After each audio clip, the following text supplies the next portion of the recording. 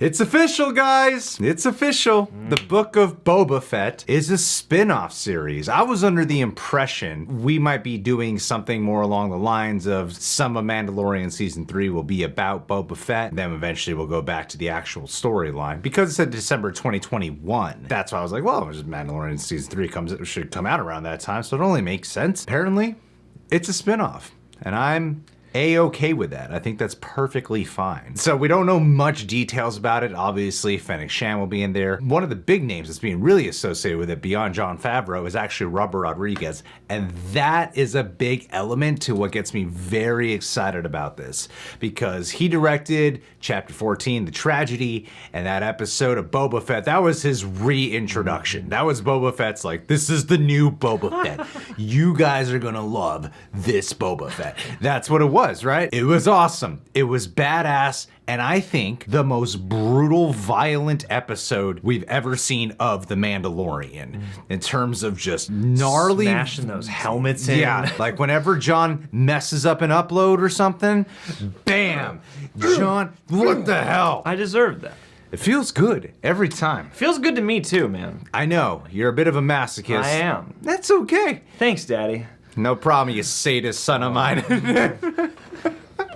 Good bits. Woo! We planned all these. Boba bits. Boba bits. I don't know why. The tone I've taken this whole video has been like this. A little like Sam Jackson. I don't know why. That's the way I've been talking. It's because you're excited. You're excited because it is exciting news. I'm excited that Robert Rodriguez will be doing it. I imagine they'll be doing the similar thing. The way how Mandalorian gets different directors per episode, or in Peyton Reed's case, he gets 2. What directors they'll be bringing on for the Boba Fett series, if any of the directors from The Mandalorian, other than Jon Favreau and Dave Filoni, if any of those directors will come over here to help direct an episode. Obviously, Robert Rodriguez will be doing so as well. With the way how that post-credit scene went down, where he kills Bib Fortuna, and he sits in the throne, and just imagining kind of that gangster gritty world of Tatooine, or just that side of the galaxy, dealing with these vicious thugs, gangs and whatnot, the real underground side of it. That's the part that gets me most excited about Robert Rodriguez's involvement, because I feel like he will really play more in to that level of grit. You already see it in the action scenes in the episode he directed, and I want to get some more of that. I'm absolutely the most excited about this because of Robert Rodriguez's involvement. I mean, because A, his episode was terrific, and B, it makes me really excited to see him getting back onto this scale, especially on the heels of something like Alita, which had a lot of things it got right, a lot of potential, but hasn't panned exactly out. It makes me excited to see him back in a very science fiction world like this again, and it's one where I'm like, yeah, of course, it's got all the Star Wars stuff. Focus on Boba Fett, which is just cool anyway, but yeah, I love what his style brings in terms of, yeah, the rough and tumble side, the dustiness, but also the sleek, imaginative side too. And yeah, I mean, in terms of the continuity of The Mandalorian, doing like a book of Boba Fett, we've done all these chapters of the Mandalorian book. Makes sense that there's like a little appendix book that goes with it. And I'm like, okay, what exactly will we be exploring? We don't know the details of the plot. With calling it the Book of Boba Fett, with really getting, even though we had the reintroduction and we see how he got his armor back through Mandalorian Season 2, it'd be cool if we go back a little bit, see how he got out of the Sarlacc pit, the rest of those adventures, how he teamed up with Fennec Shand. Things like that are things that I would want to see explored in this series. I think people will get very much excited for. Even with like Bib Fortuna, it seemed like he had a real agenda there towards him in that moment. So maybe in the beginning of this series, we might even see a little bit more of that conflict that he has with Bib Fortuna to really develop that, so that way even him killing him there makes it more rewarding. And because that also, they did bring back Bib Fortuna, so I think it would be cool to get more of him in the Boba Fett series. I had a little bit of feeling if you brought him back for 5 seconds and you killed him off, and maybe now that actor will get a chance to have a little bit more scenes so we can see more of how it goes. I don't know if it would be like full on, you start off where it's just the whole thing starts from the beginning of him getting out of the Sarlacc pit, or if you're kind of doing present flashback kind of combining episode, a little bit like a Lost. I mean, I feel like that could be a cool element if you did it sort of as a memory of his, and then you can also play with perspective that way, how he remembers these things. It seems like there's a lot of opportunity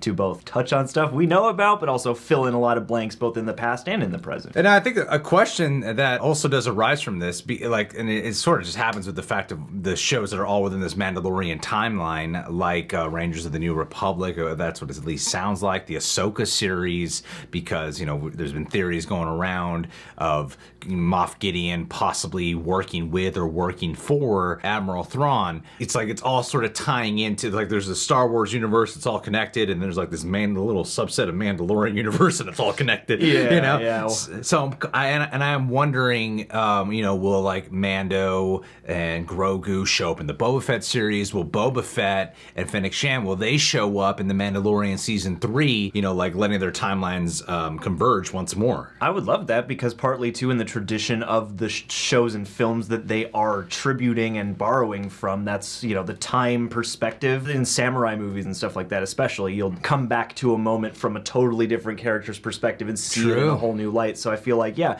you might be able to do, especially if you're gonna, we have to at some point see how he, you know, what happened between him and Fennec Shand, for example, and that's an opportunity I can imagine where maybe you will have some presence of Din Djarin and Grogu on the fringes of that episode or whatever, but focus on a completely different situation in the same place. It just, yeah, it's one of those things that makes the geography and the history feel that much more tangible. Yeah, I'm really looking forward to this. I feel like it'll have a bit of that like outlaw vibe. Yeah, exactly. You know, the Western vibe is something that's very much in the Mandalorian, but having more of that gritty outlaw Western vibe, which is something like Rodriguez is perfect for this. Even thinking about the Twister is what I'll say here in this video. The Twister and From Dusk Till Dawn, how that all took place at a bar, and then here you got Jabba's palace instead.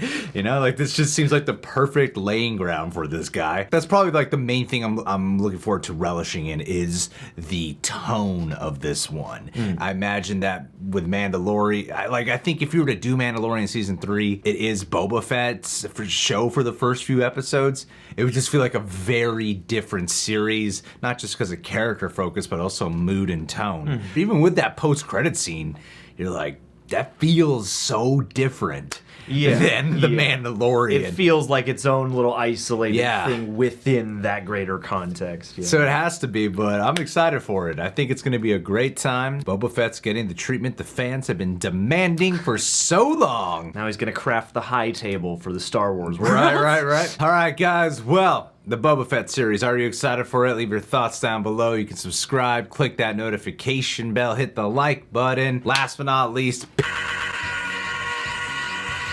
you know who gets a revival shout out this month? It's Anissa Oliva. The Book of Anissa. Because last month we did not shout you out when you absolutely deserved it. You know, and I blame my fiance. It's her fault. Always her fault. Especially when she's not here to, you know, rebuke us or to defend herself. She said, "Oh, she can't hear Anissa? You want to shout out I would Anissa? never say that not to her in my face. house, all right? I don't say most things to her face. I don't either. I've never spoken to Olivia in person, actually. But Anissa, I want to tell you, you have helped make this year feel like Christmas all year. That's very literal. You're the Santa Claus of this channel. You guys have no idea how many gifts she sent our way. You are so caring and nurturing. We have so many gifts that I look like a hoarder at this point. And now I'm like, I have to keep and cycle through all of them, or else you're gonna think I don't appreciate them. So, Mrs. Claus. Sexy Mrs. Claus. That North Pole gas station. Ho, ho, ho. Let's end there. Yeah.